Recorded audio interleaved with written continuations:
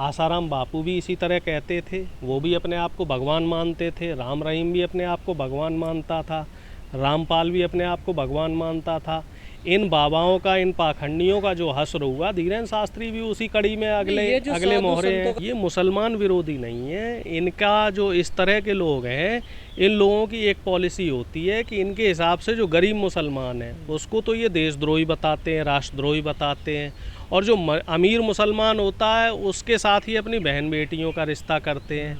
धीरेन्द्र शास्त्री कोई पहला उदाहरण नहीं है, इस तरह के तमाम उदाहरण हैं। चाहे आप सुब्रमण्यम स्वामी जी की बात कर लो, चाहे आप लाल कृष्ण आडवाणी जी की बात कर लो, इस तरीके से बीजेपी आरएसएस से जुड़े हुए तमाम नेता हैं, तमाम ऐसे लोग हैं जिन्होंने मुसलमानों के साथ रोटी और बेटी का संबंध किया है, और ये लोग सिर्फ आम जनता को बेवकूफ़ बनाना चाहते हैं, उनको जो है धोखे में रखना चाहते हैं, और जनताओं को कहीं ना कहीं इस तरह की चीज़ें समझ में आ रही हैं। इसी वजह से इन लोगों का विरोध भी शुरू हो गया है। आपने देखा होगा कि बागेश्वर बाबा कई दिनों से इनका दरबार भी नहीं लगा है, तो कहीं ना कहीं इनके ऊपर भी दबाव। अब ये बात तो जब से भारतीय जनता पार्टी सत्ता में आई है तब से हमें पता लगा कि साहब यादव शूद्र होते हैं। हमें तो पहले पता ही नहीं था, हमें तो ये मालूम था कि भाई हम पिछड़ी जाति से आते हैं और ओबीसी रिजर्वेशन तो हमें मिलता है। अपने आप को हम शूद्र हैं? नहीं, हम तो नहीं मान रहे, लेकिन बीजेपी वाले मनवाने पे लगे हुए हैं। भाई हम क्यों माने कि हम शूद्र थे? क्योंकि देश में बीजेपी वाले तो कह रहे हैं सब हिंदू हैं देश में जो भी है। नहीं, बीजेपी वाले कहते हैं कि हिंदू हैं, लेकिन आप मंदिरों की बात कर लो तो मंदिरों में ओबीसी एससी एसटी के पुजारी नहीं रखेंगे। अगर कोई दलित कहीं मंदिर में चला जाए, भगवान की पूजा कर ले, तो उसको भगा दिया जाता है। अभी कुछ दिनों पहले आपने एक वीडियो देखा होगा जिसमें एक महिला की चोटी पकड़ के उसको मंदिर से बाहर खींच के भगा दिया गया। कर्नाटक की बात है, वहाँ पे एक दलित बच्चे के ऊपर जुर्माना लगा दिया गया क्योंकि उसने मंदिर को छू लिया। और इस तरह के तमाम उदाहरण हैं। स्कूल में आप साहब घड़े से पानी पी लो किसी टीचर के, तो वो टीचर पीट पीट के आपको मार देता है। तो ये बीजेपी और आरएसएस की जो विचारधारा के लोग हैं, ये सिर्फ कहने भर के लिए, सिर्फ इस्तेमाल करने के लिए जो एससी एसटी ओबीसी और जो बहुजन लोग हैं इनको हिंदू बना के रखते हैं। और जब बराबरी का अधिकार देने की बात आती है, जब सत्ता में भागीदारी की बात आती है, जब देश के साधनों संसाधनों में हिस्सेदारी की बात आती है, तब ये लोग हमको जो है ये बोलते हैं कि नहीं साहब तुम शूद्र हो और तुम्हारी तो जो परछाई भी पड़ जाएगी तो हम अपवित्र हो जाएंगे। तो इस तरह की जो दोगली बातें बीजेपी आरएसएस के लोग करते हैं, तो वो किसी भी लिहाज से हमारे देश के लिए ठीक नहीं है, हमारे देश के संविधान के लिए ठीक नहीं है, हमारे देश के लोकतंत्र के लिए ठीक नहीं है। देखो साहब, पहली बात तो आप ये समझ लो कि हमारा देश कोई कट्टरपंथ वाली विचारधारा से नहीं चल रहा, देश चल रहा है संविधान से। और संविधान में साफ तौर पे लिखा गया है कि हमारा जो देश है वो धर्मनिरपेक्ष देश है। तो यहाँ हिंदू राष्ट्र की मांग करना, मुस्लिम राष्ट्र की मांग करना, ईसाई राष्ट्र की मांग करना बिल्कुल ही सरासर संविधान के हिसाब से गलत है। और इस तरह की मांग जो भी करे, चाहे बागेश्वर बाबा करे, चाहे बीजेपी के लोग करें, चाहे किसी भी पार्टी के लोग करें, साधु संत करें, तो वो कहीं ना कहीं संविधान पे सवालिया निशान उठा रहे हैं। देश में इस तरह की जो ताकतें हैं और इस तरह की जो विचारधारा के लोग हैं उनके लिए कोई जगह नहीं है। अभी आप देखो, जैसे हिंदू राष्ट्र की मांग इधर बागेश्वर बाबा और तमाम मेहनत कर रहे थे, अब इस तरह से अब पंजाब में देख लो साहब आप, खालिस्तान की मांग शुरू हो गई। वहाँ तो कुछ इस तरीके के वीडियो आए हैं कि लोगों के साथ हिंसा का काम हो रहा है। तो अगर कट्टरपंथ को बढ़ावा दिया जाएगा तो देश में हिंसा बढ़ेगी, देश में सांप्रदायिकता बढ़ेगी, देश में अराजकता बढ़ेगी और देश का माहौल ख़राब होगा। और ये देश के लिए कहीं भी सही नहीं है, ना हमारे देश की जनता के लिए सही है, ना हमारे देश के प्रजातंत्र के लिए। अगर वो इतने बड़े भविष्य वक्ता हैं और इतना बड़े वो साधु संत हैं, वो अपने देखो भाई को नहीं बचा पाए। उनके भाई के खिलाफ जो है एससी एसटी एक्ट की कई धाराएं लगी हैं और वो जेल में है। अभी उसको कल परसों पकड़ भी लिया गया है, जमानत भी दिलवा दी 20 मिनट तो में। खुद देखने वाली बात नहीं, जमानत दिलवा दी है, अच्छी बात है, अपने प्रभाव से जमानत दिलवा दी, लेकिन अब उसमें आगे ये भी तो है ना, केस भी तो चलेगा। तो जो बाबा जिसके भाई का आचरण इस तरीके का हो, जो खुलेआम मंच पे इस तरह की बातें कहता हो कि हिंदुओं हथियार उठा लो, मुसलमानों को काट दो और देश को हिंदू राष्ट्र बनाएंगे, सनातन राष्ट्र बनाएंगे, तो आप किस सनातन धर्म की बात कर रहे हो? क्योंकि हमारे धर्म ने हमेशा अन्य धर्मों का सम्मान किया है और हमारे देश में हजारों साल से सभी धर्म के लोग, चाहे वो मुस्लिम धर्म के लोग हों, चाहे ईसाई धर्म के लोग हों, एकता और अखंडता के साथ रह रहे हैं। और इस तरह के जो महंत इस तरह की बातें करते हैं तो वो कहीं ना कहीं उनका इसके पीछे राजनीतिक महत्व नहीं। निश्चित तौर पे मध्य प्रदेश में लगभग 50% से ज़्यादा आबादी है, 54-55% पिछड़े जाति के लोग हैं। और वहाँ पे जो मौजूदा सरकार है भारतीय जनता पार्टी की, उन्होंने पिछड़ों का जो आरक्षण था 27% से घटा के 14% कर दिया। जो पिछली कांग्रेस सरकार आई थी तो उन्होंने एक विधेयक लाया था 27% का, जिसको खारिज करते हुए 14% आरक्षण कर दिया। और जो तमाम सरकारी पद हैं मध्य प्रदेश में, उनमें पिछड़ों की जो भर्तियां हैं उसमें भी कई जगह धांधली देखने को मिली है।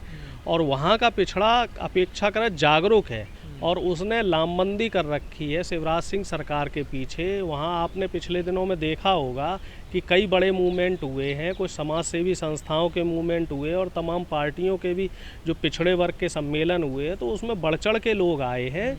और वो लोग जो है वो ये चाहते हैं कि देश में इस तरह की सांप्रदायिकता को किसी भी तरीके से बढ़ावा ना दिया जाए। आप लोग डरा रहे हैं धीरेन्द्र शास्त्री। अब धीरेन्द्र शास्त्री जैसे लोगों को कौन डरा सकता है? धीरेन्द्र शास्त्री तो खुलेआम मंच पे लोगों को डराते हैं। ये बात अलग है कि नागपुर से पीठ दिखा के भाग आए। नागपुर में जब उन पे सवाल किए गए, उनको चुनौती दी गई कि आप चमत्कार करके दिखाओ, आप काला जादू करके दिखाओ, हम आपको 10 लाख रुपए का इनाम देंगे, तो वहाँ वो अपनी राम कथा बीच में छोड़ के भाग आए।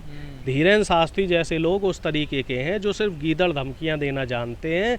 और अगर आप खुल के इनका विरोध करें, इनसे सवाल करें, तो ये लोग दुबक जाते हैं, छुप जाते हैं। नहीं तो अब हिंदू होने के क्या पैरामीटर हैं? अगर आप बीजेपी की हाँ में हाँ मिलाएंगे तभी आप हिंदू होंगे? क्या आप हिंदू राष्ट्र की मांग करेंगे तभी आप हिंदू होंगे? नहीं, हमने कभी रामचरितमानस का विरोध नहीं किया। हाँ, मनु स्मृति का विरोध जरूर किया है, क्योंकि मनु स्मृति देश को 4 भागों में बांट रही है, देश की जनता को। रामचरितमानस का विरोध कहाँ किया? वो तो हमारा धार्मिक ग्रंथ है। अब उसमें जो कुछ श्लोक हैं, सिर्फ उन श्लोकों पे सवाल किया गया और वो सवाल भी सिर्फ तुलसीदास जी से किए गए। देखिए, धार्मिक आस्थाएं हमारे धर्म ग्रंथों से जुड़ी हुई हैं, चाहे वो भगवत गीता हो, रामचरितमानस हो, इसका तो कभी कोई विरोध कर ही नहीं सकता। और अगर कोई व्यक्ति इस तरीके से किसी धार्मिक ग्रंथ का विरोध करता है तो वो गलत है। अब ये बात अगर मनु स्मृति के हिसाब से देखा जाए तो वो तो हम लोगों को शूद्र मानते हैं। मनु स्मृति में साफ तौर पे लिखा हुआ है कि समाज जो है वो 4 भागों में विभाजित है, ब्राह्मण, क्षत्रिय, वैश्य और शूद्र। अब ना तो मैं ब्राह्मण वाली कैटेगरी में आता हूँ, ना वैश्य वाली में आता हूँ, ना क्षत्रिय वाली में आता हूँ। तो सवाल अखिलेश जी का भी अपने हिसाब से लाजमी है कि बताया जाए, योगी आदित्यनाथ जी बताएं कि भाई हम लोग किस कैटेगरी में हैं। जो पिछड़ी जाति के लोग हैं, जो दलित लोग हैं, ये लोग किस कैटेगरी में आते हैं? जो आपने मनु स्मृति के हिसाब से जो समाज को बांट रखा है, तो ये लोग इसको बेहतर बता सकते हैं। अब जहाँ तक मेरी जानकारी है, मैं जितना समझ पाया हूँ, तो हमें तो ये इतनी जानकारी कि साहब हम सनातनी थे और धर्म से हम हिंदू थे और जाति से हम यादव थे। देखिए, अगर कोई गलत करेगा तो उसके साथ गलत होगा। ये सृष्टि का नियम है, क्रिया प्रतिक्रिया का। धीरेन्द्र शास्त्री जी ने भी तमाम बार उनके जो दरबार में देखने में आया है कि कोई दलित उनके पास जाता है तो आप उसको पैर नहीं छूने देते हो, कहते हो कि भाई दूर रह, मेरा धर्म भ्रष्ट हो जाएगा, और आप धर्मगुरु बने हुए हो।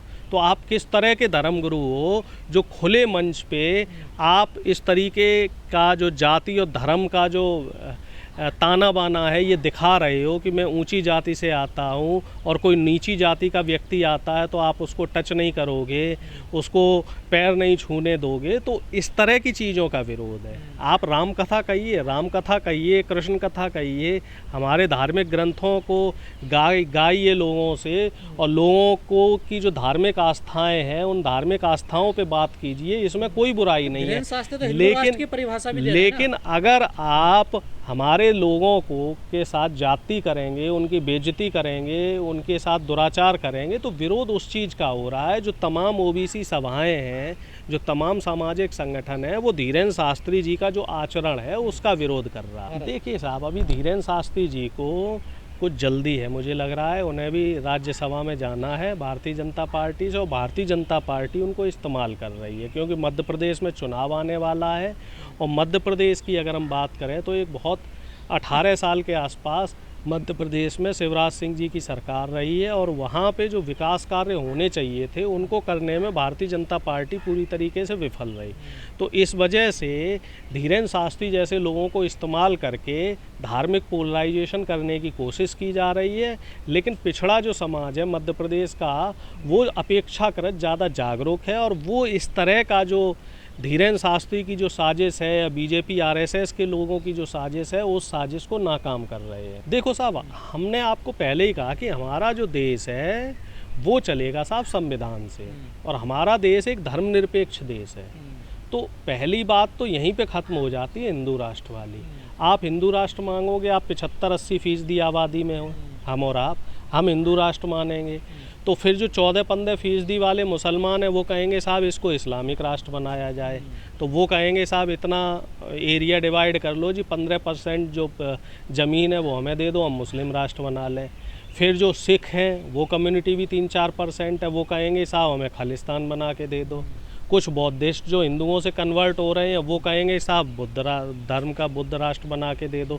तो ऐसे तो देश के कई टुकड़े हो जाएंगे। और क्या देश को तोड़ने के लिए ही देश का संविधान बनाया गया था? और जहाँ तक मैं समझता हूँ कि देश का जो संविधान है वो देश को जोड़ने के लिए बनाया गया है, ना कि तोड़ने के लिए।